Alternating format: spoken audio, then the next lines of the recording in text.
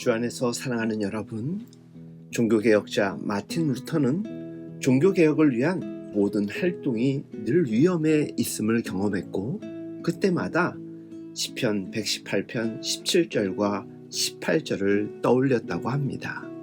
내가 죽지 않고 살아서 주님께 사신 일을 선포하리라. 이 말씀을 루터는 자신을 위로하시는 그리고 격려하시는 하나님의 말씀으로 붙들었습니다. 루터는 이 말씀을 자신에게 주신 하나님의 사명을 이루어 가는데 꼭 필요한 하나님의 보호하심에 대한 약속의 말씀으로 붙들었던 것입니다. 종종 이런 말을 듣곤 합니다. 사명자는 죽지 않는다. 사명자는 죽지 않는다라는 이 말은 어쩜 반은 맞고 반은 틀린 말입니다. 바울과 같이 그토록 고초를 당하고 수없이 죽을 뻔한 일들을 만났어도 살아남은 이들에게는 정말 하나님이 사명을 위하여 살리시고 도우시고 기적을 베푸시는 주님인 것을 깨닫게 될 것입니다. 그러나 수많은 순교자들은 죽는 것이 사명이었습니다.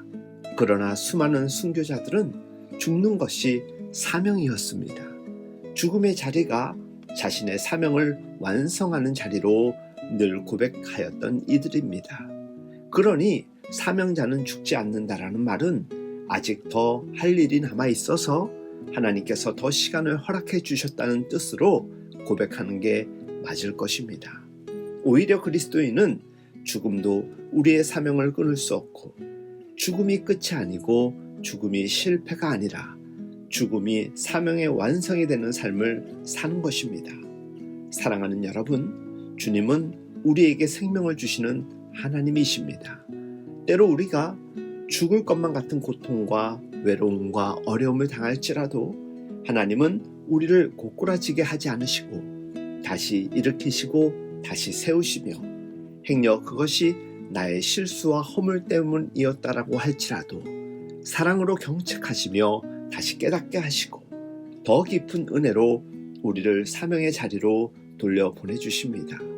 요한복음 11장 25절로 26절 말씀, 나는 부활이요 생명이니 나를 믿는 자는 죽어도 살겠고 무릇 살아서 나를 믿는 자는 영원히 죽지 아니하리니 이것을 내가 믿느냐. 사랑하는 여러분, 죽을 것만 같은 고통도 이기게 하시는 것은 죽지 않을 것에 대한 믿음 때문입니다. 죽을 것 같아도, 그러다 혹 죽게 되어도 영생에 대한 소망과 믿음은 그 모든 것을 이기게 하고 그것들에 두려워 떨지 않게 우리를 붙들어 줍니다. 우리는 날마다 한계에 부딪힐 수 있습니다. 그러나 주님은 우리에게 죽음마저도 이기게 하십니다. 여러분, 죽지 않습니다. 현실의 삶이 고통스럽더라도 그것으로 인해 죽지 않을 것입니다. 또한 죽지 않습니다. 죽는다 해도 우리는 죽지 않습니다. 그 이유는 영생이 있기 때문입니다. 이러한 믿음을 가지고 날마다 영생의 복을 주시는 하나님을 만나며 영생을 맛보며 오늘도 내일도 주 안에 살아가는 우리 모두가 될 수 있길 예수님의 이름으로 축복하며 응원합니다.